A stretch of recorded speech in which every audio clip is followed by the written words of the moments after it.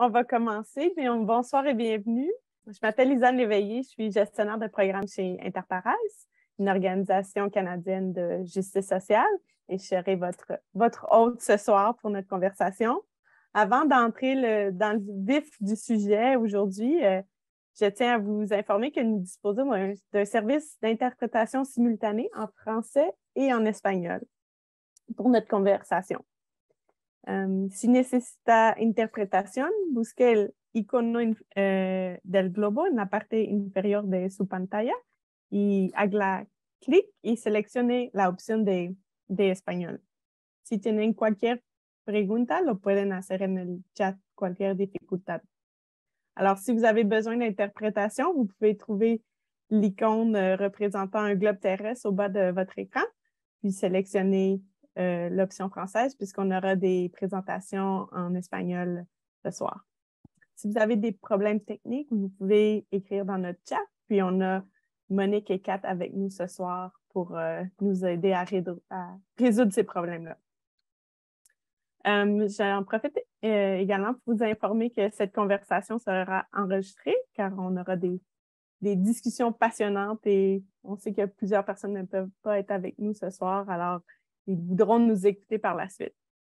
Effectivement, on a la chance d'être en compagnie de personnes d'excellence. Je suis vraiment contente de pouvoir assister à cette rencontre virtuelle entre des féministes dévouées. On a avec nous ce soir Silvia Serrano Guzman, Patricia Larue et Angélica Maria Rivas Monge, que je vais vous présenter en détail sous peu. Mais avant de commencer, j'aimerais reconnaître la terre sur laquelle Interpares est basée. C'est le territoire non cédé des Anishinaabe Omawinini, le peuple algonquin.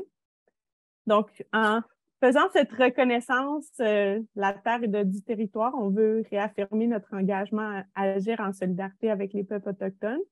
À Interpares, on le fait de trois façons principales. Premièrement, en entretenant des liens de programmation avec des mouvements et des activistes autochtones, ici et ailleurs. Et deuxièmement, en soutenant la résistance et la résurgence des peuples autochtones.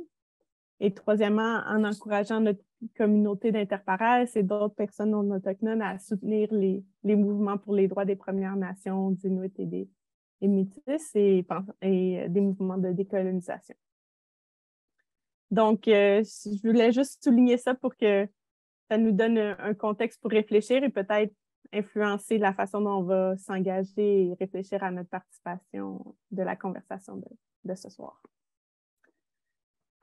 Donc, ce soir, c'est une citation qui m'est venue en tête cet été. N'oubliez jamais qu'il suffira d'une crise politique, économique ou religieuse pour que les droits des femmes soient remis en question.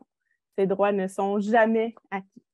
Une citation connue de Simone de Beauvoir, mais qui semble plus pertinente que jamais. Alors, cet été, on a vu le renversement de Roe contre Wade, qui a été pour plusieurs une prise de conscience ou un rappel ici au Canada que le droit à l'avortement n'est pas garanti, même chez nos voisins-voisines.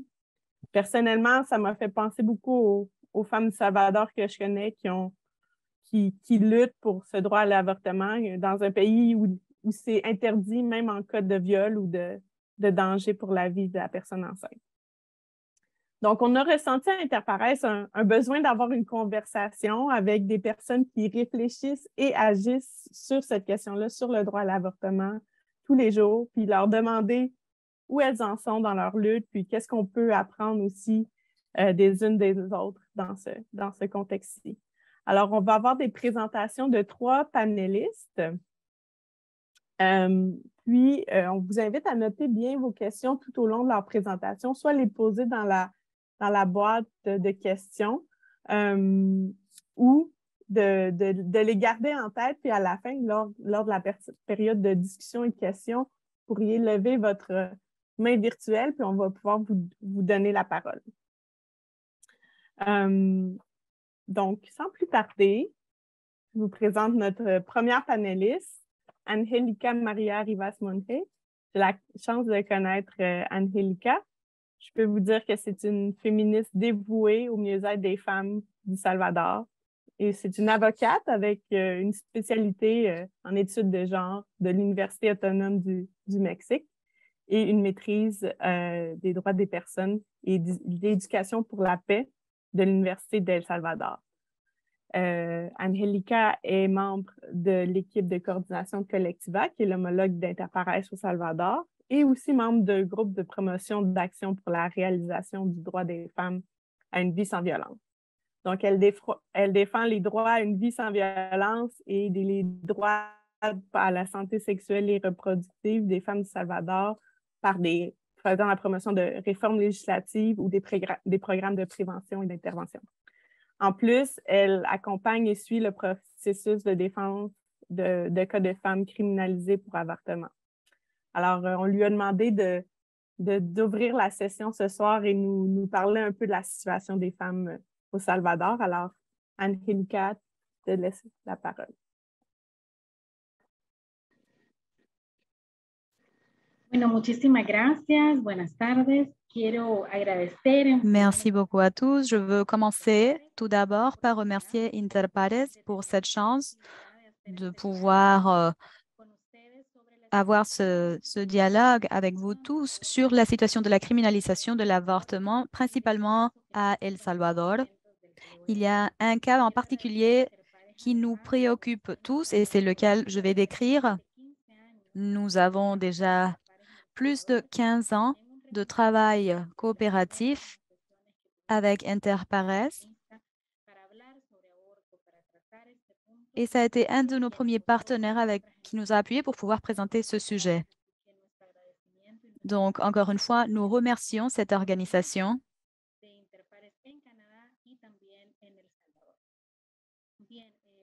Maintenant, je n'ai pas beaucoup de temps, donc je vais essayer d'être aussi efficace que possible avec mon temps. J'espère pouvoir y arriver, mais je veux commencer par vous commenter le cas plutôt qu'en 1997, à El Salvador, on a changé la législation relative à l'avortement. En 1992, il y a eu les accords de paix qui ont mis fin au conflit armé. On a vu l'arrêt d'une dizaine d'années de violence, une dizaine d'années qui allaient envers l'avancement, la modernisation. Nous nous sommes mis en tête de bâtir un nouveau code criminel qui puisse assurer les droits et qui soit plus lié aux standards internationaux en législation criminelle. Dans plusieurs aspects, on peut dire qu'on a réussi. Parce que le code précédent était de l'année 1946. Malheureusement, en ce qui concerne l'avortement, nous avons eu une mise en arrière de plus de 150 années parce que l'avortement au Salvador a été toujours condamné. Le code, cependant, de 1946 permettait la décriminalisation de l'avortement. Si la grossesse mettait en risque la santé de la femme, ou bien s'il y avait des problèmes avec le fœtus. Malheureusement, étant donné l'insistance et l'incidence des groupes plus conservateurs au Salvador, lidérés par l'Église catholique, l'Assemblée législative a changé le projet de loi. L'article numéro 133 qui discute les causes pour l'avortement qui sont admissibles a été modifié. Comme résultat, on a vu une criminalisation sous toutes les formes de l'avortement. En 1988, ce nouveau code criminel est mis en vigueur. Et avec le collectif féministe, nous avons commencé une investigation de cette année-là jusqu'à l'année 2019 que nous avons nommée de l'hôpital à la prison. Ce que nous avons trouvé, c'est que l'État du Salvador a criminalisé plus de 181 femmes, des femmes adultes et des adolescentes, pour avoir eu des avortements. Qu'est-ce que nous voyons ici? Une criminalisation des femmes à cause de leur capacité de reproduction. Le système criminel a été versé sur cette cause. Dans l'année 2009, des organisations nationales et internationales aussi ont commencé à faire l'étude de ces cas et plus de 65 femmes qui étaient emprisonnées à cause des raisons liées à leur capacité reproductive et à avoir fait le choix de l'avortement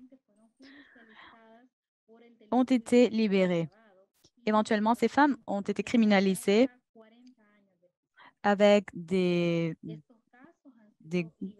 et étant condamnées à plus de 40 ans de prison. Et nous nous sommes attaqués à travailler sur ce problème. Nous avons pour objectif démontrer l'innocence de ces femmes.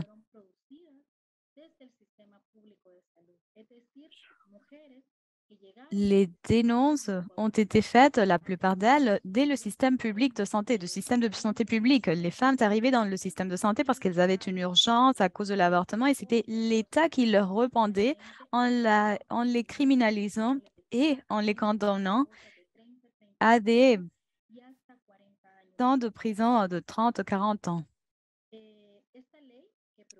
Cette loi qui interdit l'avortement a des conséquences très sérieuses pour les professionnels de la santé aussi. Vraiment, ils n'ont pas de capacité d'action. Ils ne peuvent pas offrir de traitement médical, même pas pour les cas de grossesse qui sont vraiment sérieux et dangereux, qui ont besoin d'être traités de façon immédiate. Ces professionnels de la santé vont leur liberté en risque et ils sont mis dans une place vraiment très dangereuse. Ils peuvent perdre même leur vie. Dans l'année 2016, des organisations du Salvador, lidérées par la culture féministe, ont présenté une proposition de changement, de modification du code criminel. Quand la femme avait sa santé et sa vie en risque, quand le fœtus ne pourrait pas vivre hors du corps de sa mère et quand la grossesse est le produit de la violence sexuelle, ces trois causes devraient permettre que l'avortement soit légal. Cependant, l'Assemblée législative a décidé de rejeter cette proposition. Comme résultat, l'avortement est toujours complètement illégal dans le pays. Cette proposition que nous avons présentée voulait en fait remettre en vigueur des causes qui avaient été déjà discutées dans des codes criminaux précédents. Pendant cette année, pendant l'année 2021, pendant la journée du 28 septembre de la dépénalisation de l'avortement en Amérique latine et les Caraïbes, nous avons présenté le projet de loi nommé Réforme Béatrice, qui a pour objectif la modification de l'article numéro 133 du Code criminel en commémoration de Béatrice, cette jeune femme du Salvador que l'année 2003 a touché le cœur du monde entier. Elle avait demandé l'avortement pour pouvoir sauver sa santé et sa vie. cette proposition a été aussi rejetée par l'Assemblée législative. J'en profite que je suis en train de parler de ce cas-là pour vous parler du cas de Béatrice, qui est un cas qui est en ce moment en cours international et que nous avons accompagné depuis les débuts. Béatrice était une femme qui vivait en zone rurale de l'ouest du Salvador. Elle a été diagnostiquée avec lupus systémique, néphropathie lupatique et arthrite rhumatoïde. Ces maladies dont elle souffrait depuis déjà plusieurs années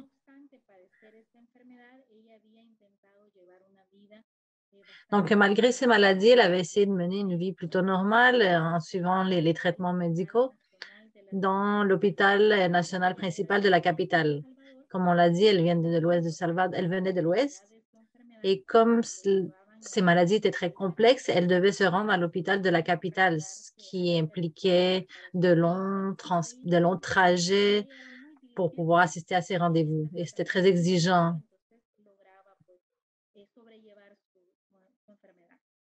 Mais c'était la seule manière pour elle de dépasser ces maladies. Elle a toujours voulu être mère, elle rêvait d'être mère, donc elle a eu son premier fils. Ça a été très difficile pour elle, une grossesse très complexe. Et l'enfant est né avec des syndromes respiratoires, mais il est malgré tout né en santé. Il a été 38 jours hospitalisé après sa naissance, mais il a pu se récupérer ensuite. Lors de sa première grossesse et son premier accouchement, elle a eu l'hypertension sévère, donc elle a été catégorisée comme... donc, une nouvelle maladie s'est ajoutée au lupus dont elle souffrait déjà. Donc, ça a été une grossesse qui était très difficile. Et grâce à l'accompagnement médical qu'elle a eu et des médicaments qu'elle prenait, elle a pu s'en sortir et continuer. Le 18 février 2013, elle voyageait donc de l'Ouest jusqu'à l'hôpital pour ses rendez-vous médicaux où elle pouvait suivre les traitements. Suite à cette visite à l'hôpital, elle a été informée qu'elle était enceinte pour une deuxième fois, avec une gestation de 11 semaines déjà. Donc, pour cette raison, elle est restée internée pendant 3 jours à l'hôpital et les médecins ont déterminé que la grossesse était à haut risque en raison des maladies dont elle souffrait. Donc, le lupus avec l'arthrite et les nécropathies dont je vous ai mentionné ont aggravé sa situation. Donc, le 12 mars 2013, elle a été transférée et internée à l'hôpital national de maternité. À cette époque, c'était l'hôpital national le plus important du pays en termes de processus de reproduction. C'est là où on traitait les cas les plus complexes. Il y a eu 2 études qui ont été réalisées de sonographie et il a pu être déterminé que le fœtus était anencéphalique, donc il n'avait pas de cerveau. Les médecins lui ont donné ce diagnostic et lui ont dit que la possibilité que ce fœtus survive après la naissance était nulle. Donc, face à ce scénario et les complications qui surgissaient au fur et à mesure de la grossesse et qui étaient liées aux maladies dont elle souffrait, Béatrice a décidé de vivre et a demandé, avec toutes ces informations qu'elle avait reçues, elle a demandé qu'on interrompe sa grossesse. Par contre, cette demande a été rejetée en raison de l'interdiction qui existe au Salvador en termes d'avortement. Donc, le 11 avril 2013, nous, en tant que collectif féministe et d'autres organisations féministes du Salvador, nous avons accompagné Béatrice et à sa famille pour pouvoir demander un recours en justice à la Cour suprême de la justice du Salvador. Dans cette demande, on demandait que soit ordonné aux autorités de l'hôpital puissent réaliser une interruption de la grossesse pour pouvoir sauver sa vie et sa santé. Il y a eu des mesures de protection qui ont été émises par les autorités de la santé, le médecin traitant, qui était le directeur de l'hôpital de la maternité,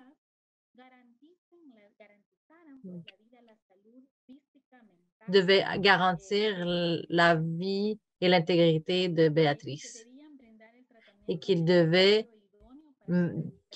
prodiguer les traitements nécessaires pour assurer sa santé. Ça a été un coup très dur pour le personnel de la santé parce que ça les obligeait de façon constitutionnelle à maintenir et protéger la santé de Béatrice, mais par contre, ça ne les permettait pas de réaliser l'interruption qu'ils étaient en train de demander. Le 3 mai, finalement, dans une décision constitutionnelle, dans un contexte plutôt anormal, disons, il y a eu une audience qui s'est déroulée. Généralement, dans un contexte de constitutionnalité comme celui-ci, il n'y a pas d'audience, donc c'était plutôt anormal. Béatrice a dû assister à cette audience dans cet état de santé précaire et difficile dans lequel elle était. Elle a dû se déplacer vers l'audience. Elle était dans un état extrêmement détérioré. Et le 28 mai, la salle d'audience a donné sa décision en refusant la demande de Béatrice. C'est une des décisions les plus tristes qui a été prise dans notre pays. Pendant plus de 80 journées, Béatrice a été accompagnée par la société civile et par d'autres organisations féministes nationales et internationales pour pouvoir insister sur la protection et la garantie de ses droits fondamentaux.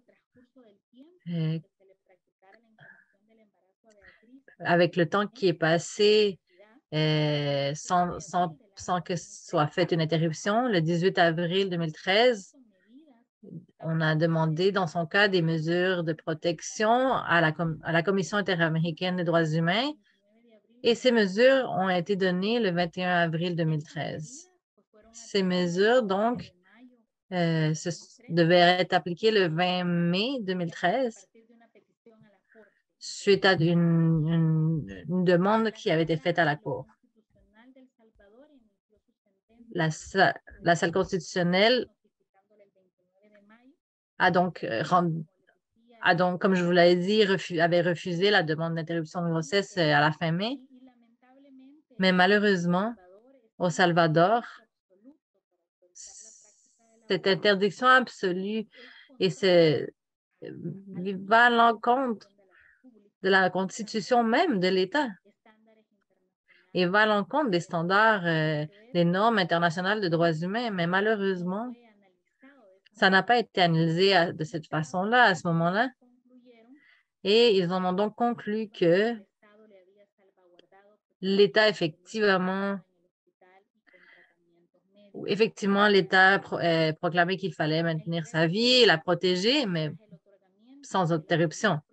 Donc, le 3 juin, alors que les mesures de protection avaient été données par la Cour interaméricaine des droits humains, il y a eu donc une interruption de grossesse et une stérilisation qui avait été demandée par Béatrice. Mais comme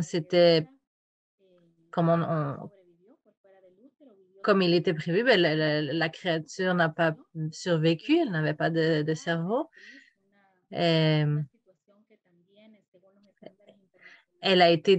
Ils ont montré le bébé à Béatrice, qui, selon les normes internationales, c'est une forme de torture, de montrer dans quel état il était.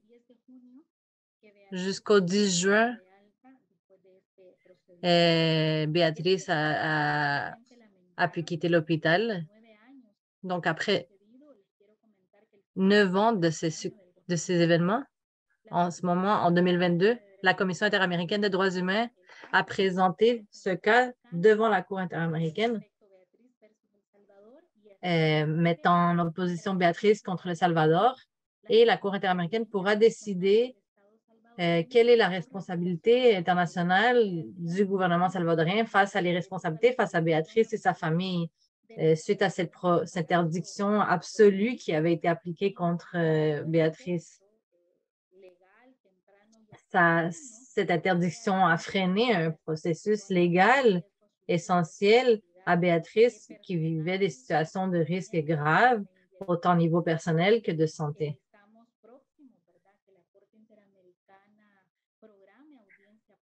Nous nous approchons du moment où la Cour interaméricaine va fixer la date de l'audience entre le Salvador et Béatrice et pouvoir déterminer les responsabilités de l'État. Béatrice est décédée en 2017, malheureusement, suite à des lésions. Ce n'étaient pas des lésions graves, des lésions très superficielles dans un accident de transport, alors qu'elle était transférée de l'endroit où elle recevait les soins jusqu'à où elle habitait. Donc, c'est dans ce contexte qu'elle a eu un accident très, très léger, mais compte tenu des circonstances de vulnérabilité, de fragilité de sa santé, ces lésions ont mené à son décès en 2017. Sa voix et sa lutte, par contre, en tant que salvadorienne, continue d'être entendue. Sa détermination nous inspire. Sa lutte pour la vie est une inspiration pour nous, femmes salvadoriennes, qui l'avons accompagnée, qui l'avons connue, et pour d'autres femmes également, qui ont repris cette lutte pour que d'autres femmes dans notre pays n'aient pas à traverser cette même expérience. Je voudrais vous dire que Béatrice continue de nous remplir d'espoir, autant au Salvador que dans nos différentes régions. Merci beaucoup. Merci beaucoup, Angelica. Je crois qu'on va pouvoir continuer à parler de ça parce que ce que j'entends de votre intervention, c'est la lenteur du système judiciaire à s'adapter aux besoins, puis peut-être aux limites du système judiciaire à répondre aux demandes de changement dans les lois, pour vraiment que les droits des femmes et des droits sexuels et reproductifs soient en vigueur au Salvador. Donc, je suis sûre qu'on va pouvoir continuer de parler de ça, mais je pense que c'est un très bon exemple de l'absurdité de cette protection-là qui, au final, ne protège pas la vie, mais la met plutôt en danger parfois. Notre prochaine panéliste, Sylvia Serrano-Guzman, est directrice associée de l'initiative Santé et droits de la personne de l'Institut O'Neill et professeure adjointe de droit à l'Université de Georgetown. Elle a formé des fonctionnaires de divers pays au droit international des droits de la personne et organisé des formations sur le renforcement des capacités pour les gens qui défendent les droits humains, les droits de la personne et les organisations de la société civile. Avant de rejoindre l'Institut O'Neill, Mme Serrano-Guzman était avocate au secrétariat exécutif de la Commission interaméricaine des droits de l'homme. On est très contente de pouvoir compter sur votre présence aujourd'hui. Sylvia va nous mettre en contexte la situation du Salvador, peut-être plus dans un contexte régional, puis aussi nous faire référence à la situation des États-Unis où elle est basée actuellement. Alors, je vous cède la parole, Sylvia. Merci beaucoup d'être avec nous ce soir.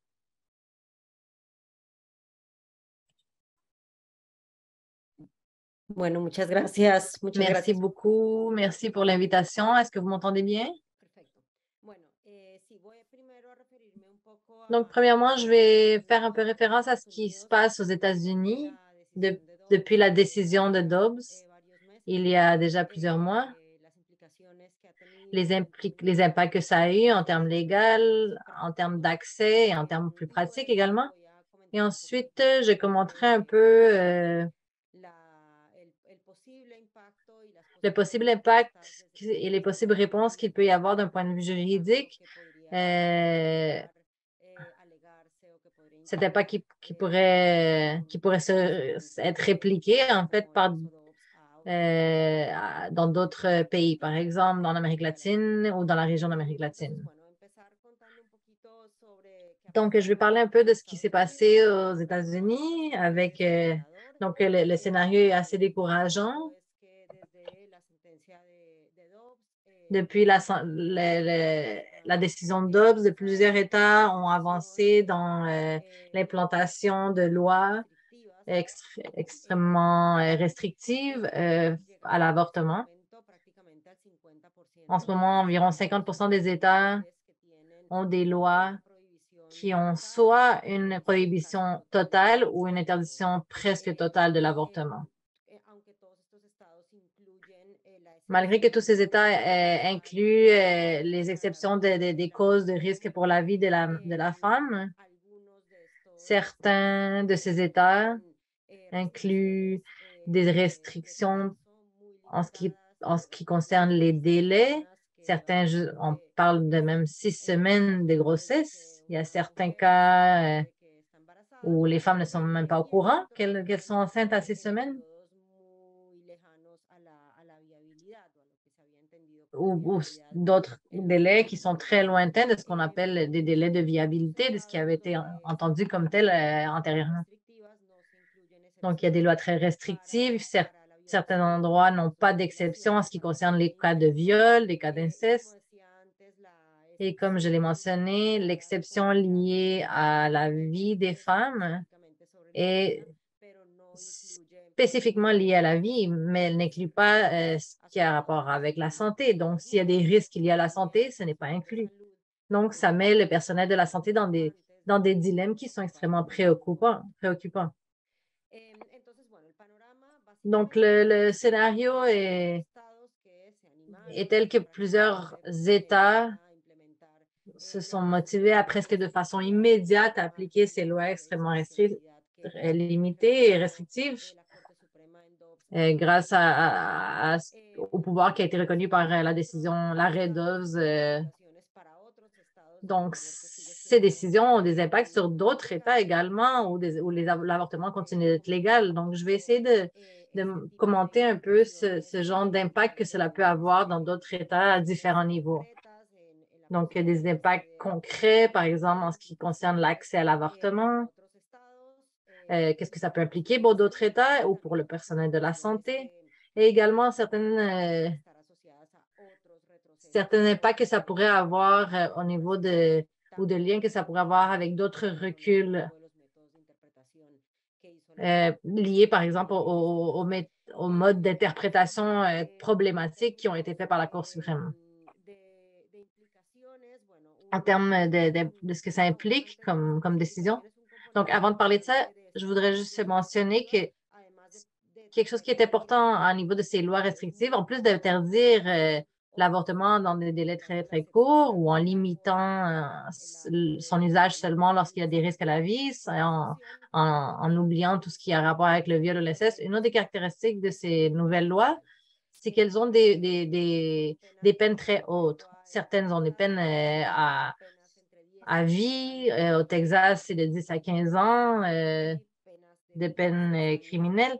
Certaines de 1 à 6 ans dans d'autres États. Et un autre élément qui est extrêmement préoccupant est le thème du renforcement citoyen. Donc, certaines stratégies impliquent une espèce d'exigence à la société en encourageant la dénonciation de lorsqu'il y aurait des possibles conditions d'avortement, des possibles situations d'avortement. Donc, ça implique toutes autres sortes d'implications. On parle de vigilance citoyenne, de dénonciation publique. Donc, c'est extrêmement problématique. Donc, c'est certaines des caractéristiques de ces nouvelles lois qui sont en train d'être implantées dans différents États. Dans les États où il y a une interdiction presque totale ou totale de l'avortement. Une donnée plutôt récente que je pourrais redonner, c'est que de ces 13 États, 26 ont des lois restrictives, mais 13 ont des lois extrêmement restrictives qui incluent des cas de 6 semaines de grossesse ou des prohibitions d'interdiction totale et qui excluent les situations les plus extrêmes comme celle de viol ou de cause de risque pour la santé. De ces 13 États, il y avait avant 79 cliniques qui existaient, qui fonctionnaient, qui offraient des services d'avortement. Dans les derniers Dans dans les 100 jours qui ont suivi l'arrêt, ça s'est réduit à 13 cliniques. Les cliniques qui continuent d'exister sont toutes dans un même état. Donc, c'est pour illustrer un des impacts extrêmement graves et immédiats qu'a eu cette décision en termes de possibilités et d'accès aux services.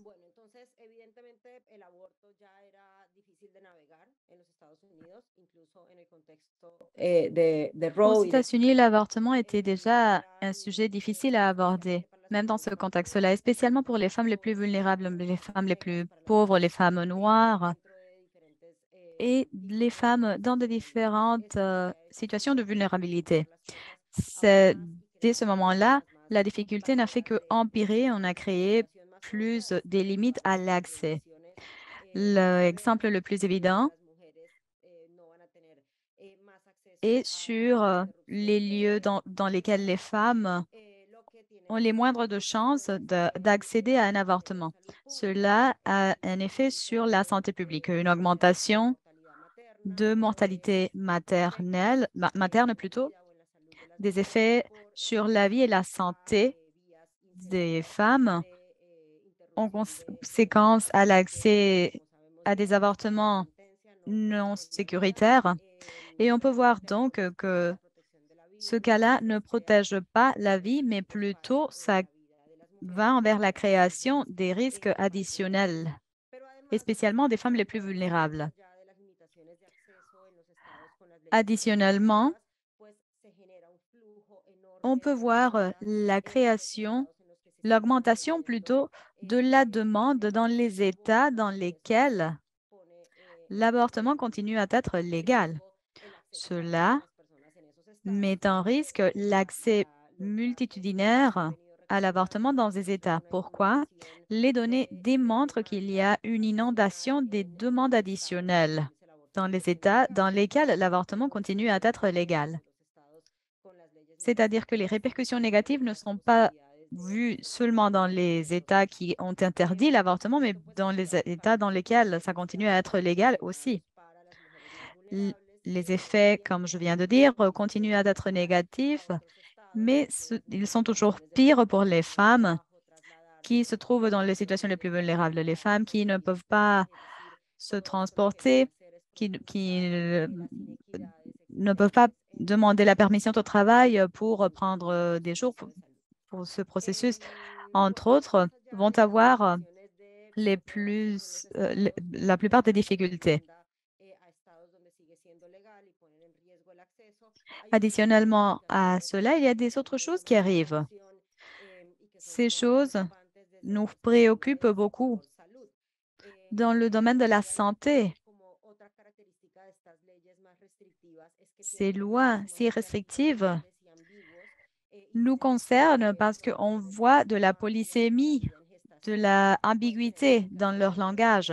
C'est-à-dire que c'est difficile d'interpréter et ça peut avoir des conséquences négatives, non pas seulement dans le contexte de l'avortement, mais aussi dans la possibilité, dans la chance pour les femmes de recevoir des soins appropriés de santé. Par exemple, quand elles vont avoir un avortement spontané, des grossesses ectopiques, il y a des professionnels de la santé qui ont déjà mentionné qu'ils ne se sentent pas à l'aise pour fournir un avortement, même dans ces cas-là, parce que les définitions, comme je l'ai dit avant, sont si ambiguës qu'on pourrait bien criminaliser aux professionnels de la santé qui avancent avec un avortement, même dans ces cas-là. Qu'est-ce que cela fait? Ça coince vraiment les professionnels de la santé. Un autre effet qu'on pourrait bien voir ici dans les États seraient des protections fortes aux vies en gestation, même dès la fertilisation.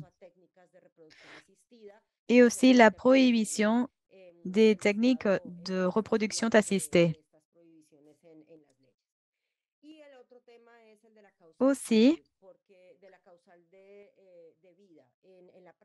en ce qui concerne la cause de la protection de la vie, ce qu'on commence à voir dans la pratique, c'est que le personnel de la santé, les professionnels de la santé, craignent avoir une sanction, recevoir une sanction, et cela ralentisse les soins.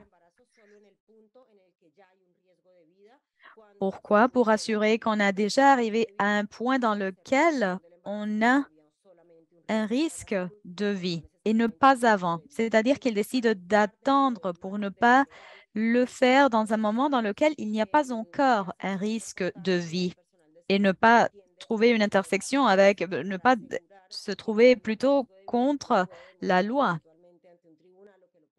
S'ils peuvent déjà prouver, ils l'attendent pour pouvoir prouver dans la justice qu'il y avait en effet un risque de vie avant qu'ils commencent à fournir l'avortement. Cela est un effet qui va au-delà de l'avortement,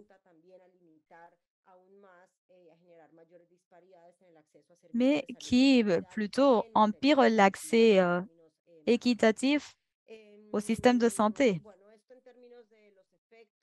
Tout cela en ce qui concerne les effets dans les États-Unis. Vraiment,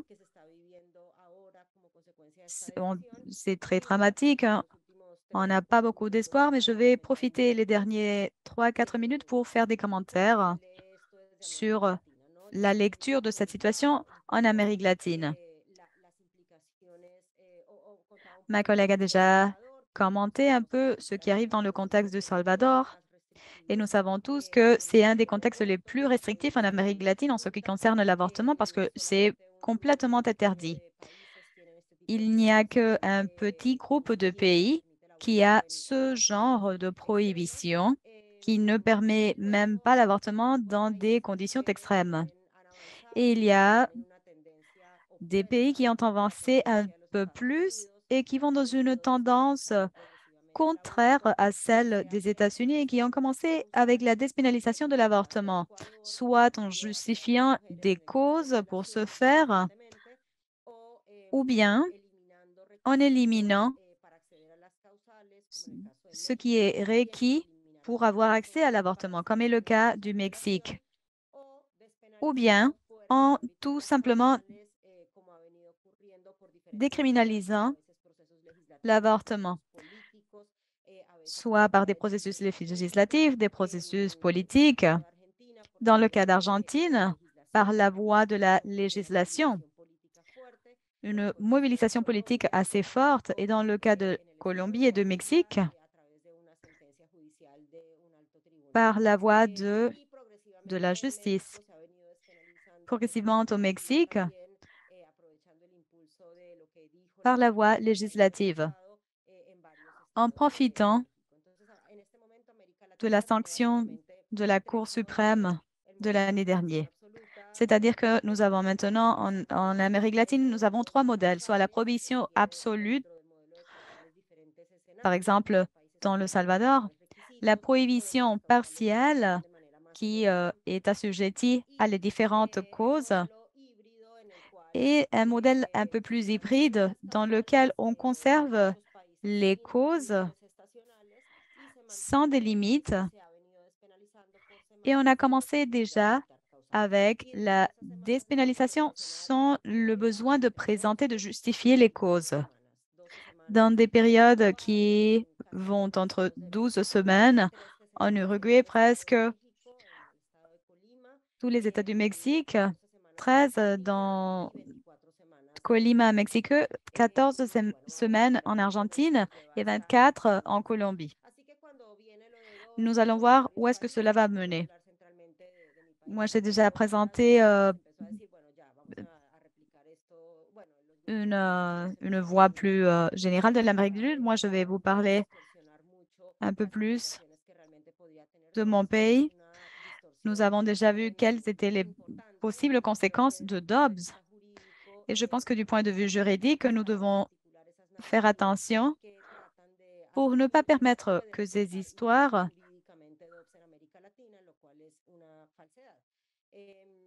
qui peuvent faire en sorte que cette sanction de Dobbs soit répétée dans les différents pays d'Amérique latine.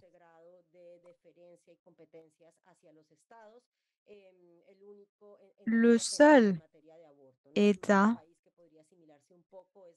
qui pourrait avoir des similarités avec les États-Unis, c'est le Mexique, mais sa tendance est contraire à celle des États-Unis. En Argentine, au Brésil, on ne pourrait jamais reproduire la situation de Dobbs parce qu'on a un code fédéral, on n'a pas des codes dans chaque État, c'est-à-dire on ne va pas pouvoir permettre aux différentes provinces de réglementer à leurs besoins l'avortement. C'est-à-dire que la façon politique dans laquelle ces pays sont gérés ne permettrait pas de se faire. Juridiquement, l'Amérique latine a une distance très grande avec les États-Unis. Tout d'abord parce que les pays qui ont reconnu le droit à l'avortement ont une protection constitutionnelle beaucoup plus importante de l'avortement. C'est-à-dire que ça ne se base pas sur la privacité ou le processus correct ou des clauses d'application très difficiles telles que celle de la Constitution des États-Unis. Plutôt, en Argentine, la Constitution est différente de celle des États-Unis parce qu'on a une protection des droits plus importante, y compris les droits sociaux, les droits à la santé et des paramètres contre la récréation. C'est-à-dire qu'en Amérique latine, les droits garantis pour l'avortement ont une protection constitutionnelle assez forte. La prohibition de la torture, entre autres, le droit à la santé. Et c'est à cause de cela que cette protection juridique est plus forte et plus difficile à endommager.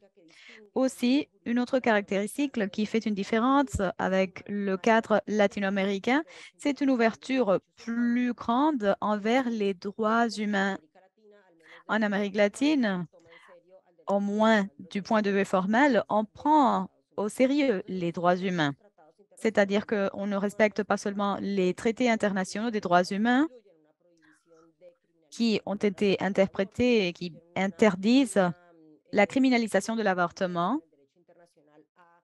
Le droit international recommande la dépénalisation progressive de l'avortement. Et les droits, vous savez bien qu'en Amérique latine, les traités internationaux ont la même importance que la Constitution.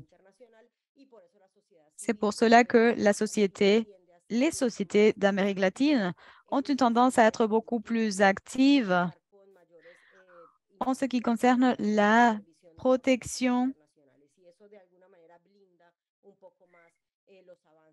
des avancements en ce qui concerne l'avortement. Je vois que mon temps est déjà s'écoule, donc je vais fermer en disant qu'en Colombie, une leçon que nous avons tirée est liée à l'interprétation juridique assez cabale, assez exhaustive de l'avortement. Une compréhension, une interprétation plutôt, qui a une interprétation massive de la plupart des traités internationaux et en tenant toujours en compte des données empiriques. La recollection des données et en même temps la dépénalisation sociale de l'avortement pour faire en sorte que la société ne criminalise plus l'avortement. C'est quelque chose qui a été essentiel pour avoir du succès. Je pourrais parler dans un peu plus de détails pendant la période des questions sur comment est-ce que nous avons employé les données pour assurer la dépénalisation en Colombie. Je pense que nous pouvons toujours en tirer beaucoup de leçons. Merci. Merci beaucoup, Sylvia. Oui, beaucoup d'informations. Ça donne le goût d'approfondir. C'est sûr que c'est des bonnes nouvelles, les avancées en Argentine, en Colombie. Puis essayons d'apprendre des pays qui vont plutôt de l'avant plutôt que de l'arrière. Mais ce que j'ai entendu aussi de votre présentation, toute la question de l'accès, je pense que ça ça résonne beaucoup, ça fait le lien avec notre prochaine présentation de Patricia, de l'inéquité, comme même quand le droit à l'avortement est acquis, l'accès à l'avortement peut être très difficile. Donc, je passerai à la présentation de Patricia Larue, qui est une féministe, une défenseure des droits sexuels et reproductifs ici au Canada, pour un avortement sûr et accessible autant au niveau local qu'international. Elle est titulaire d'un baccalauréat en études de développement international et d'une maîtrise en administration publique. Elle est la directrice générale de la Clinique des femmes de l'Outaouais, qui est un organisme à but non lucratif offrant des services de contraception et d'avortement dans la région de l'Outaouais. Puis, elle est aussi coordonnatrice d'un réseau provincial de fournisseurs d'avortement, en plus d'être membre du conseil d'administration d'Interpares. On est bien contente de pouvoir compter sur son appui. Alors, Patricia, je te laisse la parole. Tu as entendu beaucoup d'informations. J'imagine que ça t'a stimulé. Merci beaucoup. C'est un honneur pour moi de partager la tribune avec mes collègues d'un peu partout en Amérique latine. Donc, moi, on m'a demandé de parler un peu plus de la situation du droit à l'avortement au Canada. Donc, pour ça, il faut faire un retour historique un peu, regarder l'histoire. Par la suite, parler des problèmes avec les barrières qu'on a, même si l'avortement est légal et il n'est pas toujours accessible pour toutes les personnes qui ont accès. Donc, s'assurer de faire un focus là-dessus, puis de vérifier aussi, je pense qu'il faut parler de l'impact de la décision des États-Unis sur le mouvement pro-choix, mais aussi le mouvement anti-choix qui se trouve galvanisé par ce qui est arrivé. Donc, je vais essayer de couvrir rapidement sur la situation du Canada, mais une petite précision avant de commencer. À la Clinique des femmes, on est en reconsidération, en processus de changement pour adapter notre langage. Donc, c'est sûr que surtout par rapport à l'identité de genre. Donc, on reconnaît que la majorité des personnes qui ont accès à nos services s'identifient comme des femmes. Par contre, on reçoit aussi des hommes trans et des personnes non-binaires qui ont besoin d'avoir accès à nos services. Donc, c'est important pour nous d'être de plus en plus accessibles, d'être accueillants pour les personnes de toute identité de genre aussi. Donc, de changer notre langage, j'essaie de plus en plus. Des fois, il y a des petits mots qui m'échappent, mais j'essaie d'être le plus inclusive dans mon langage pour essayer à ce que tous se sentent accueillis. Donc, quand on parle de la situation du droit à l'avortement au Canada, c'est important de reculer un petit peu pour comprendre l'histoire et où on est arrivé. Donc, l'histoire des luttes féministes qui sont installées derrière, dans le fond, les décisions juridiques. Donc, c'est en 1892 que l'avortement est devenu criminel au Canada. Donc, avec la situation, avec l'arrivée du Code criminel canadien, l'avortement est devenu illégal et passible d'emprisonnement à vie pour toute femme qui essayait de se procurer un avortement ou pour toute personne qui assistait quelqu'un pour trouver un avortement également. Mais on sait que ce n'est pas parce que l'avortement est illégal que les personnes n'y ont pas accès.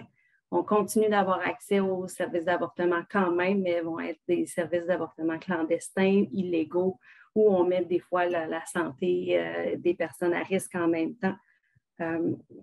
C'est difficile d'avoir de l'information sur la situation quand l'avortement était illégal au Canada, mais on sait que les complications des avortements clandestins étaient dans les causes les plus hautes d'hospitalisation pour les femmes à cette époque-là.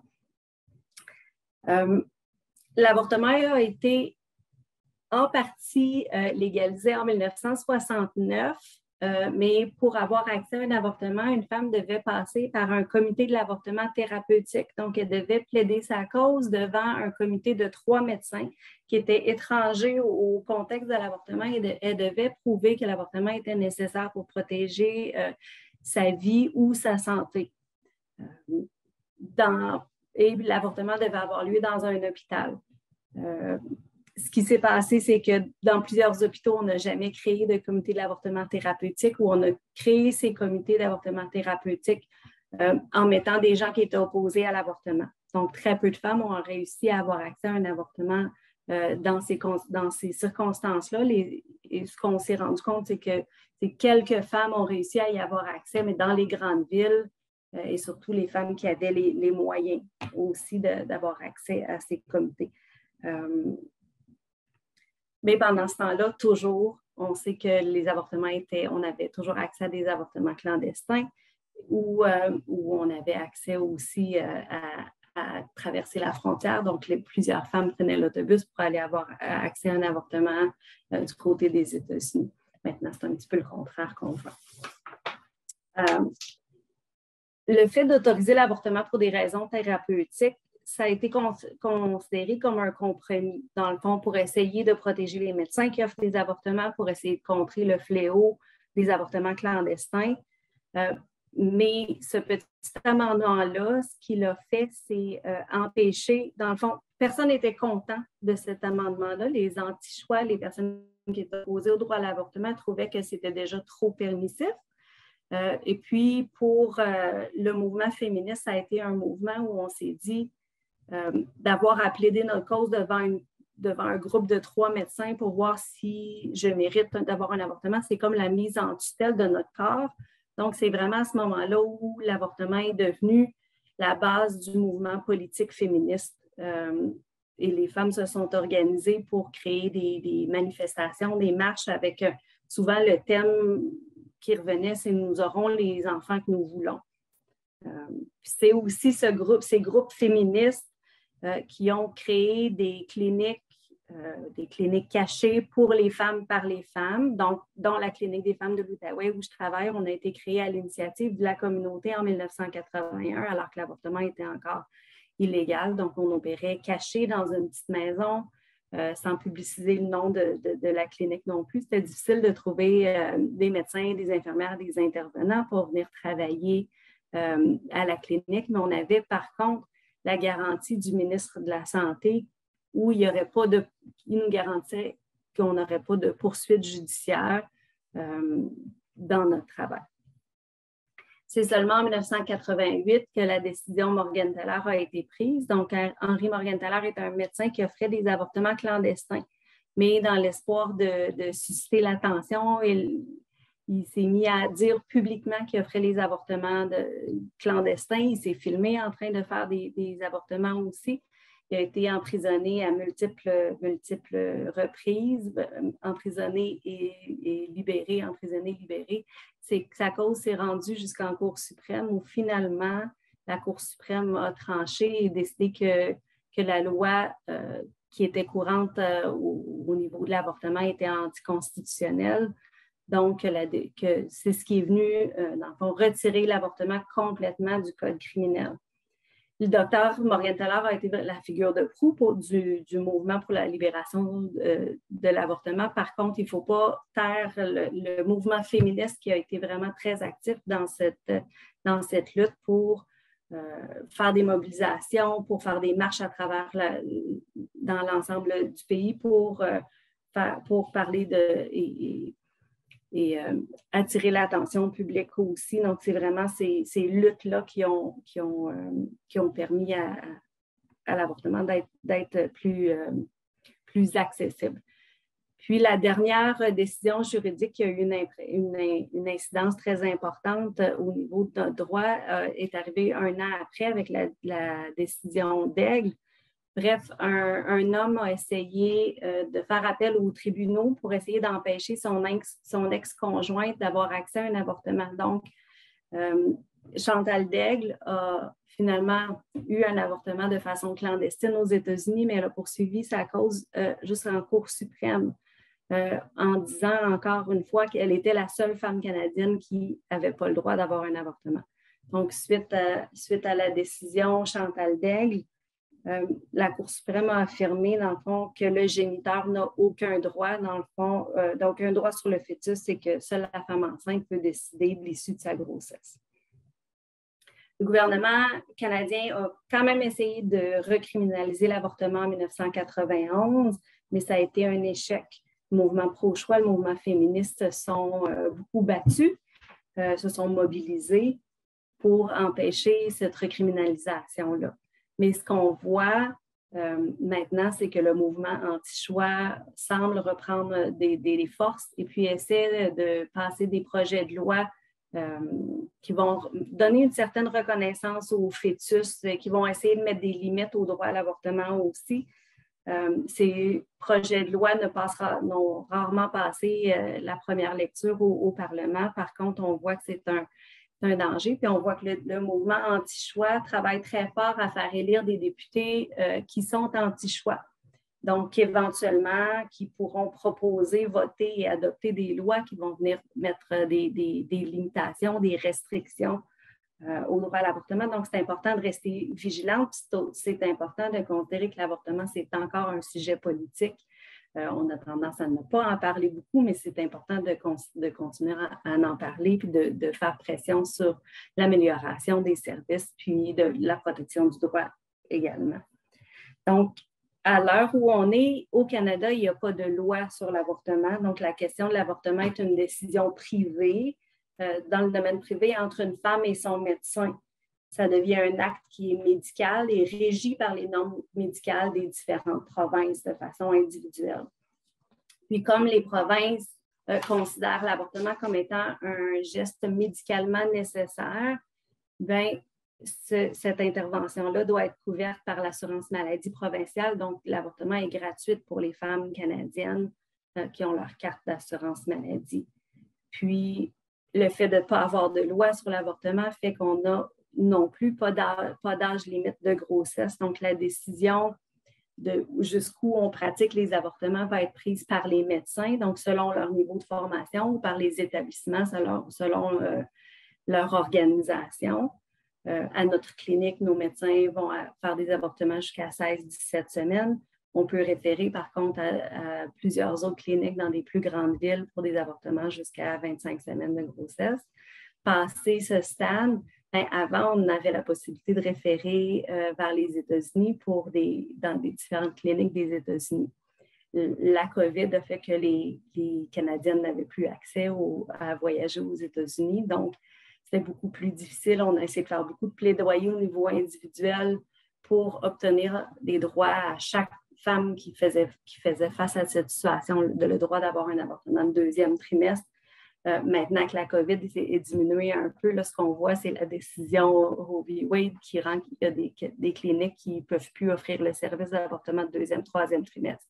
Puis aussi, comme disait ma collègue tantôt, des cliniques qui, avant, avaient la place pour recevoir des femmes canadiennes, mais maintenant qui ont des demandes tellement élevées au niveau d'autres femmes américaines qui doivent se rendre dans leurs États pour avoir accès aux services. Donc, c'est beaucoup plus difficile d'avoir accès. Donc, c'est important, c'est quelque chose sur lequel on travaille très fort, de développer les services d'avortement de deuxième et troisième trimestre, mais on rencontre beaucoup de barrières et d'obstacles dans l'organisation de ces services-là. Au Canada, la santé est gérée par les provinces, donc ça revient aux provinces de mettre en place des règles qui vont régir la pratique des services d'avortement.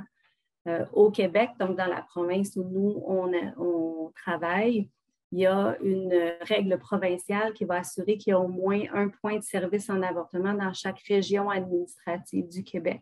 Ce qui fait qu'on a à peu près 48 établissements offrant des services d'avortement dans une province. Presque un tiers des cliniques d'avortement sont dans la province de Québec à cause de cette règle-là. Donc, au niveau provincial, on a aussi d'autres règles qui vont protéger les cliniques des manifestants anti-choix. Il y a plusieurs provinces qui ont adopté des lois justement pour empêcher les manifestants de bloquer l'accès aux cliniques. Il y a une province, la Colombie-Britannique, a même étendu la protection leur loi Bull. Dans le fond, ils ont étendu jusqu'au domicile des médecins qui offrent les services d'avortement parce qu'on a eu beaucoup de situations dans le passé où il y a eu des harcèlements des médecins qui travaillent dans les cliniques et puis des gens qui sont même rendus vers les domiciles des médecins qui offrent les services. Donc, même en Colombie-Britannique, ces médecins sont protégés même à la maison. À la clinique où je travaille, il y a une quinzaine d'années, on avait en permanence des manifestants qui prenaient des photos des personnes qui rentraient à la clinique, du personnel également, qui essaient de prier, d'empêcher les gens de rentrer dans la clinique. Ils leur offraient souvent 100 $ pour poursuivre leur grossesse. Donc, nous, on est allés en cours avant, donc ils ont 15 ans pour obtenir une injonction qui permet d'avoir un périmètre où les manifestants anti-choix ne peuvent pas manifester. Donc, elles peuvent manifester à l'extérieur du périmètre. Ils ne le font pas, mais elles pourraient le faire à l'extérieur du périmètre, mais au moins, on a un périmètre qui assure la sécurité des personnes qui choisissent d'avoir accès à nos services.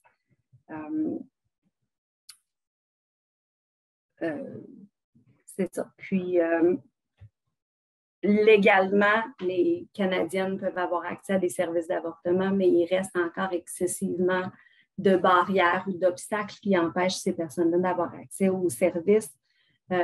Les services d'avortement ne sont pas bien distribués sur le territoire. Au Canada, dans le fond, les points de services en avortement sont situés pratiquement tous à 150 km de la frontière américaine. Donc, le Canada a un territoire qui est gigantesque.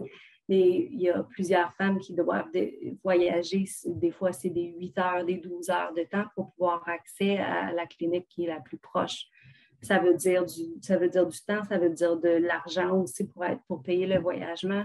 Puis, c'est une perte de confidentialité aussi quand on est dans une plus petite communauté, puis on doit quitter et expliquer qu'on doit quitter pendant quelques jours pour avoir accès à des services médicaux. C'est un bris de confidentialité aussi. Puis souvent, dans plusieurs villes canadiennes, la disponibilité d'avoir un service d'avortement dans un établissement ou dans une ville va dépendre de la disponibilité ou de l'intérêt d'un médecin à offrir ces services-là, puis va dépendre aussi de la limite du stade d'âge de grossesse où le médecin est prêt à pratiquer des interruptions de grossesse. Donc, si le médecin prend sa retraite, bien souvent le service va fermer. Ou si le médecin déménage, bien, le service d'avortement déménage avec lui sans avoir de relève. C'est très difficile de trouver des médecins pour offrir des services. Il y a encore excessivement de tabous. À la clinique où je travaille jusqu'à il y a 10 ans à peu près, on n'avait que des médecins qui venaient d'une autre ville, qui faisaient la route à peu près 3 heures le matin, 3 heures le soir pour venir offrir les services d'avortement parce que personne ne voulait être le seul médecin de la ville qui offrait les services d'avortement. Celles qui avaient décidé, qui avaient commencé à offrir le service n'ont pas fait pendant plus qu'un an ou deux parce qu'ils étaient victimes encore beaucoup de discrimination de la part d'autres collègues. Donc, il y a des difficultés de recrutement, puis on ne parle pas d'avortement dans les facultés de médecine. Les médecins, les étudiants en médecine n'obtiennent aucune formation en avortement, donc c'est quelque chose sur lequel il faut travailler. Il y a beaucoup de règlements provinciaux qui vont limiter l'accès aux services d'avortement aussi, des longs délais d'attente.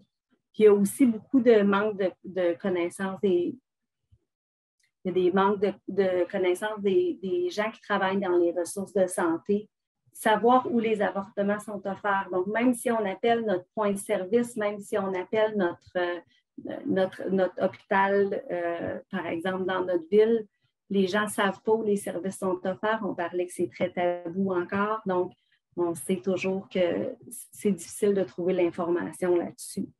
Puis, il faut parler aussi du mouvement anti-choix qui essaie d'influencer les gens dans leurs décisions en créant des groupes, on appelle ça des centres d'aide à la grossesse ou des centres de crise où ils vont dire qu'ils offrent des services médicaux, souvent donner des tests de grossesse gratuits, des échographies gratuites, mais qui vont par la suite distribuer beaucoup d'informations erronées sur l'avortement, que l'avortement donne le cancer du sein, l'avortement rend infertile, l'avortement cause des problèmes de dépendance, des problèmes de santé mentale. Donc, c'est tous des mythes qui sont répandus, mais c'est difficile de voir, de découvrir que ces cliniques-là sont-elles des cliniques? Est-ce que c'est des centres de grossesse en crise? C'est très caché, donc c'est difficile de savoir si l'information qu'elle donne, ça semble juste, ça semble être de la bonne information, mais donc ça porte à confusion bien souvent. Donc, je pense que devant ce qui se passe aux États-Unis, il faut rester vigilant.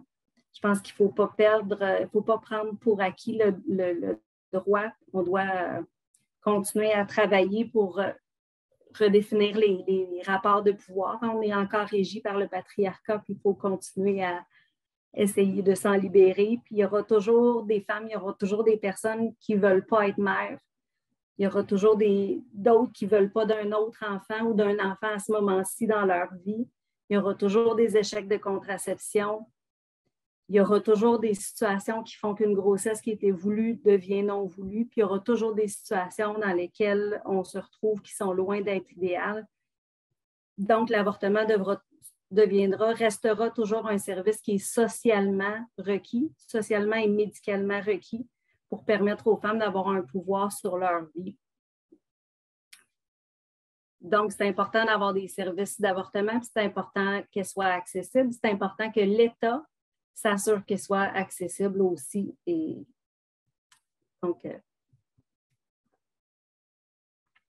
c'est super note sur lequel conclure, Patricia, sur l'importance de tout, pourquoi c'est nécessaire, pourquoi on en a besoin. Je te remercie aussi de ton intervention sur le vocabulaire. C'est sûr qu'il y a c'est sûr qu'on essaie d'être le plus inclusif possible.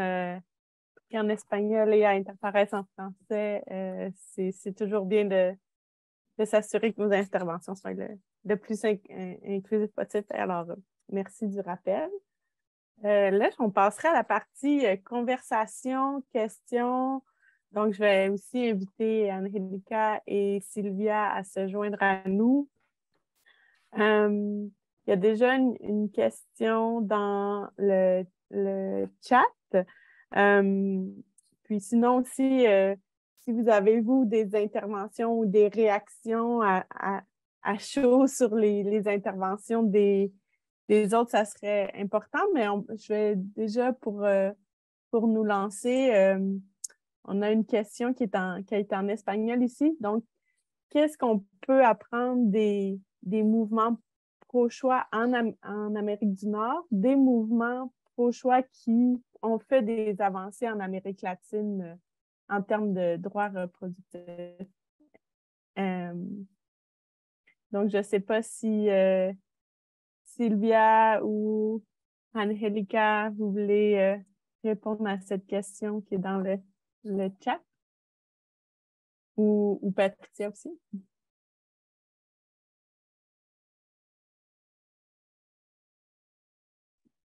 Bueno, si quieren voy yo y Angélica complementame. Donc, je peux y aller, puis Angélica pourra compléter ensuite. Donc, je crois que je vais pouvoir peut-être compléter un peu ce que je voulais finir de dire dans la première intervention. Qu'est-ce qu'il y avait de différent dans ce processus judiciaire en Colombie avec le mouvement de cause juste, si on le compare avec d'autres événements qui ont eu lieu dans le passé? Donc, c'est quoi les faits qui sont différents? Donc, en plus d'une argumentation juridique très solide et qui est toujours très nécessaire parce qu'il faut convaincre les juges, évidemment,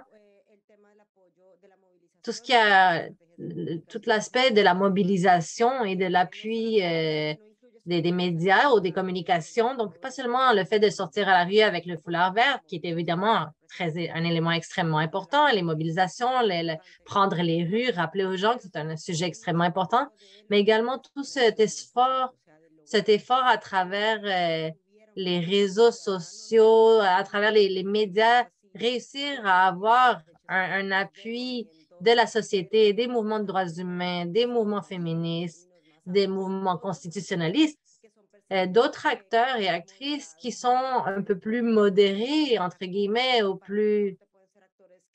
et qui, pour une cour judiciaire, qui peuvent paraître peut-être plus crédibles parce que plus modérés. Donc, cet aspect-là, cet appui,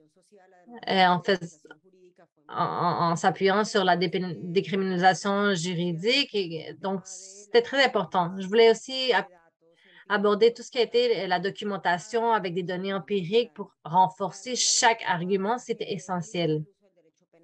Donc, la demande, c'était éliminer l'usage du droit pénal en termes d'avortement. On n'y est pas arrivé, malheureusement. On n'a pas réussi à dépénaliser de manière totale l'avortement, mais dans tous les cas, on est quand même arrivé à avoir une décision qui se base sur des réalités concrètes, sur des données qui ont été apportées et inspirées par des réalités. Ça n'aurait pas été possible de convaincre la Cour que le droit pénal ne remplit pas son rôle préventif si on n'aurait pas donné les données liées à la quantité d'avortements insécures qui ont lieu chaque année. Si on n'aurait pas pu prouver que la criminalisation de l'avortement ne diminue pas le nombre d'avortements et que la décriminalisation de l'avortement ne génère pas une augmentation disproportionnée d'avortements. Donc, ces données étaient essentielles. Ce n'était pas seulement ces données qui étaient essentielles, mais également à qui sont les personnes affectées par ces barrières d'accès. Donc, donner un cadre juridique plus ouvert qui démontre à quel point il y a une discrimination directe et indirecte. Et c'est évident qu'en démontrant les impacts différenciés selon le genre vécus par les femmes ont été essentiels.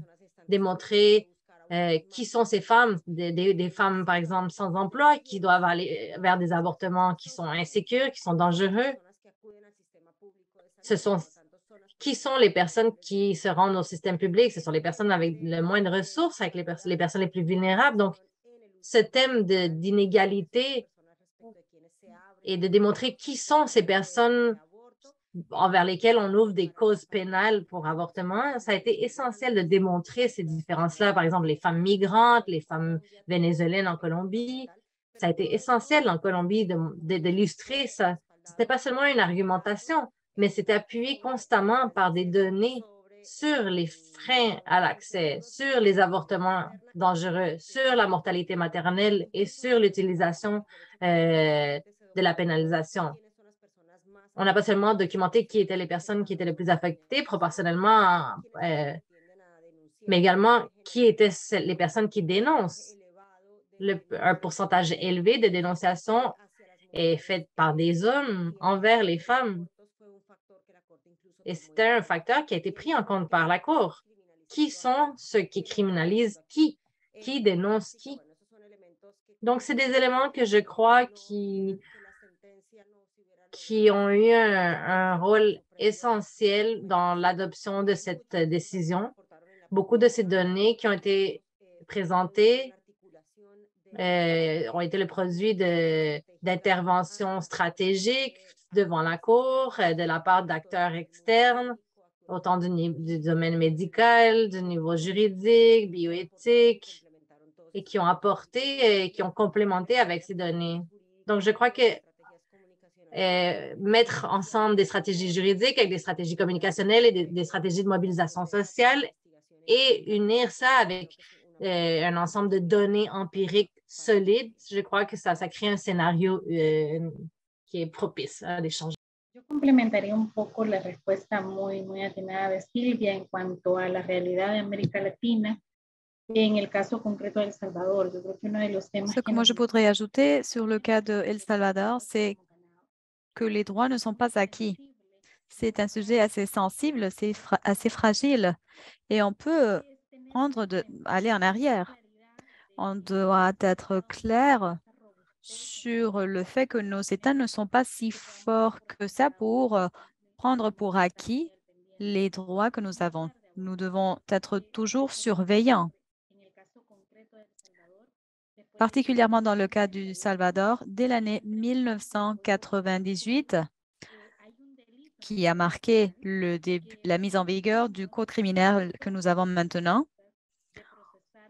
les féministes étaient toujours menacées d'être criminalisées pour la promotion de l'avortement. Ce crime qui est toujours là parce que c'est le jour-là que nous avons toujours cette figure légale dans le code, est un crime. Mais dès l'année 2009, le collectif féministe a commencé un processus de parler de l'avortement, de discuter l'avortement et de le mettre sur la table autant qu'un sujet qui doit être travaillé. Nous nous sommes demandé combien de femmes ont été criminalisées. Qu'est-ce qui est arrivé avec ces femmes-là dans les prisons? Combien de femmes n'ont jamais eu l'accès à l'avortement? C'est-à-dire, nous avons fait une documentation des différents cas. Et cela, nous l'avons fait en nous réunissant avec les femmes, les différents collectifs, les jeunes, pour faire en sorte que toutes les voix, ou plutôt que de plus en plus de voix, soient écoutées par rapport à ce sujet. Ne pas parler n'est qu'une limitation pour le développement du travail sur ce sujet-là. Évidemment, dans nos pays, les groupes anti-droit augmentent leurs menaces, leurs activités. C'est la même histoire de toujours. Nous avons eu des arrêts dans nos travails. Nous sommes été harcelés. Nos réseaux sociaux ont été attaqués. Nous avons dû renforcer la sécurité dans ce domaine-là. Nous faisons des commentaires pour voir qui est dans les différents forums et tout ça parce qu'évidemment, nous avons eu des personnes qui ont trouvé le moyen de rentrer dans les événements pendant lesquels nous présentons nos idées.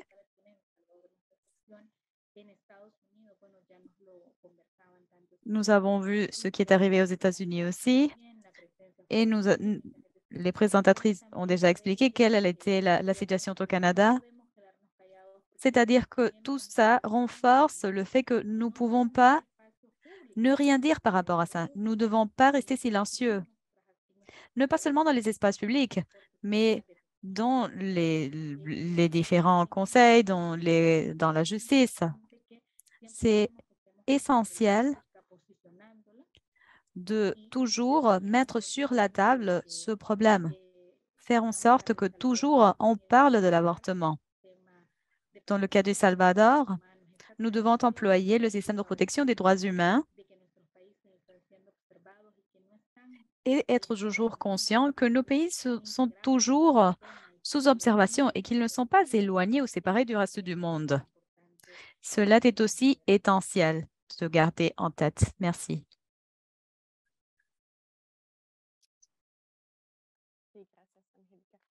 Merci, Angélica.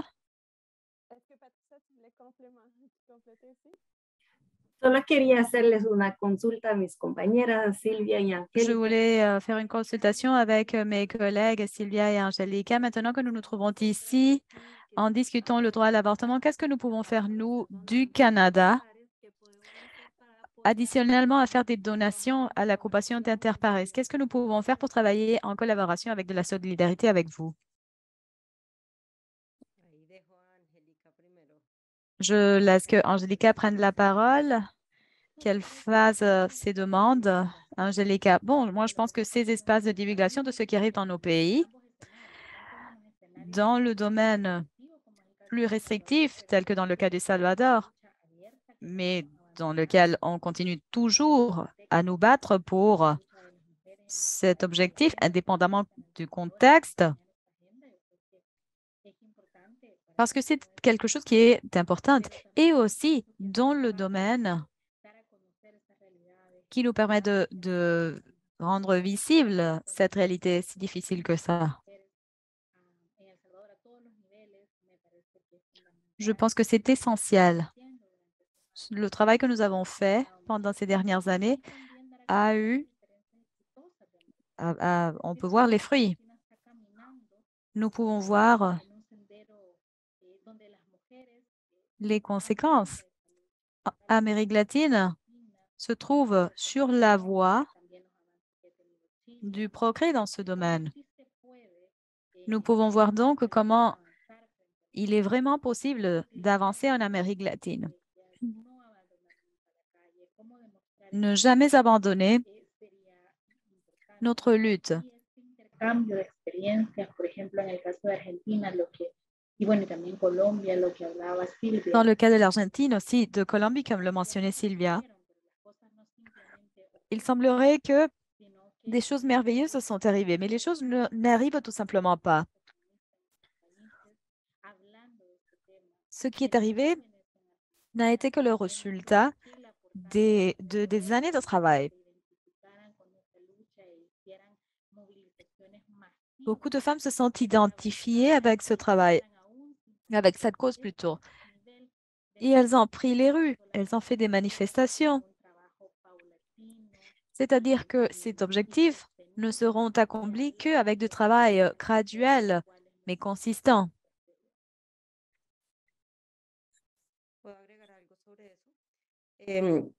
No, yo creo que Est-ce que je peux ajouter quelque chose par rapport à ça? Moi, je pense que le cas Béatrice est quelque chose que nous devons appuyer. Tout l'appui est fondamental. Du point de vue académique, entre autres, c'est essentiel. Quand la Cour interaméricaine des droits humains et autres organismes internationaux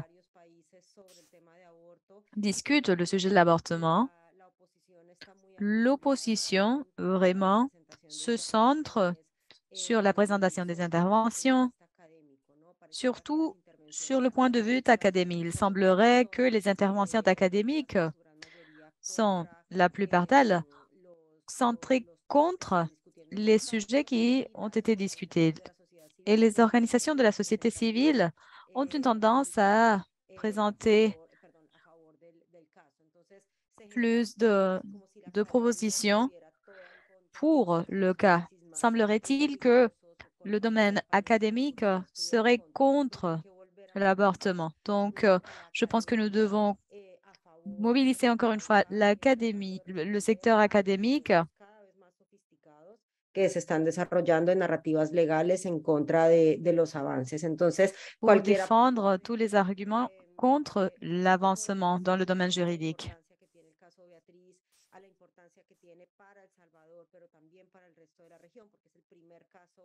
Et c'est un avancement.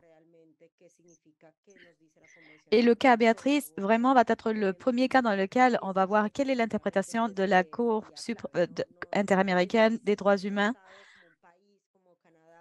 dans ce domaine. C'est difficile qu'un pays comme, par exemple, que le Canada se positionne face à un tribunal plutôt.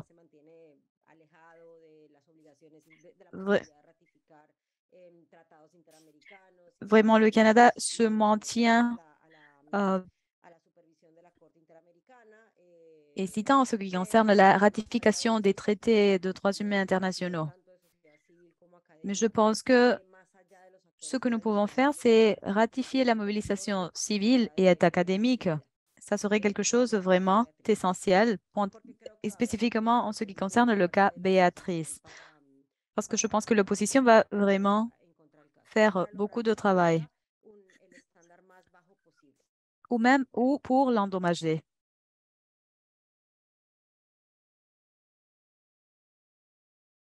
Merci. Je vois que le temps file. Alors,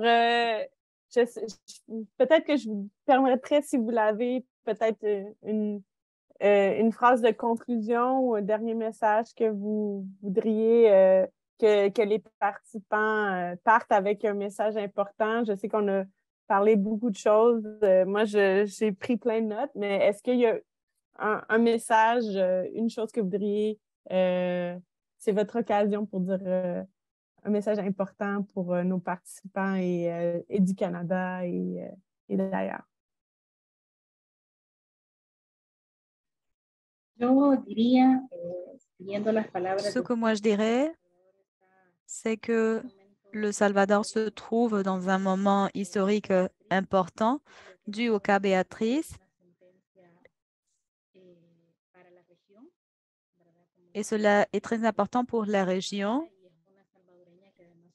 parce que c'est une femme du Salvador qui a fait cette présentation dans la justice.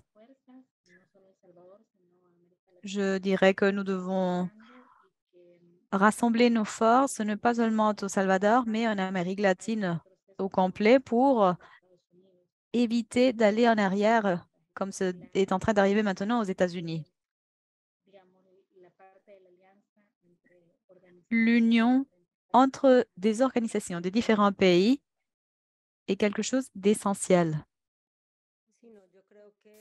Moi, je voudrais dire que c'est essentiel d'avoir du dialogue permanent, de partager toujours les expériences qu'on traverse dans des différents pays, même si les contextes ne sont pas similaires, parce que le risque d'aller en arrière n'est jamais fini, même dans les pays qui ont vu du progrès.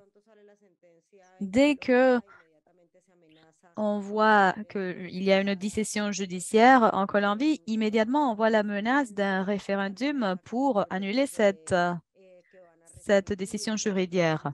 On voit la présentation des projets de loi pour annuler ce qui a été déterminé dans la sanction judiciaire. Maintenant, on voit une nouvelle présentation qui a été admise par le tribunal constitutionnel pour essayer de faire des changements dans les causes qui permettraient de rendre légal l'avortement.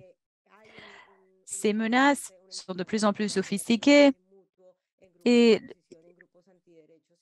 les groupes d'opposition, les groupes qui vont contre le droit, ont appris vraiment beaucoup et à articuler leur point de vue. Donc, nous devons vraiment faire en sorte d'être toujours à l'auteur de la tâche pour que eux ils avancent de même que nous avançons. Donc, mais en conclusion, le dialogue permanent. Merci. Je pense qu'il faut s'assurer que nos revendications ne soient pas seulement portées par le mouvement féministe. Oui, par le mouvement féministe, mais il faut essayer de s'allier de tous les mouvements sociaux parce que sinon, c'est encore les personnes les plus vulnérables qui vont en payer le prix. Donc, c'est une alliance, puis c'est une revendication, une alliance entre tout le monde. Une très belle parole sur lesquelles conclure. Je voudrais remercier notre Monique et Kat à la technique, nos interprètes, Eliana et Amelia, nos 3 panélistes. Génial. Merci de partager ces informations-là. C'est vraiment important de prendre. Merci de prendre votre temps pour nous éduquer. Puis c'est sur ça que je pense que je quitte que c'est important de s'éduquer, un dialogue permanent, des actions du plaidoyer par une diversité des acteurs, une diversité des tactiques, que ce soit dans la rue, avec le personnel médical, en cours, avec des changements législatifs, académiques. Je pense qu'on a eu une belle portée des différents points d'action qu'on a besoin pour défendre notre droit de choisir. Puis, je pense que c'est une belle phrase sur laquelle se quitter, c'est que nous aurons les enfants que nous voudrons. Alors, merci beaucoup de votre participation et bonne soirée. Gracias.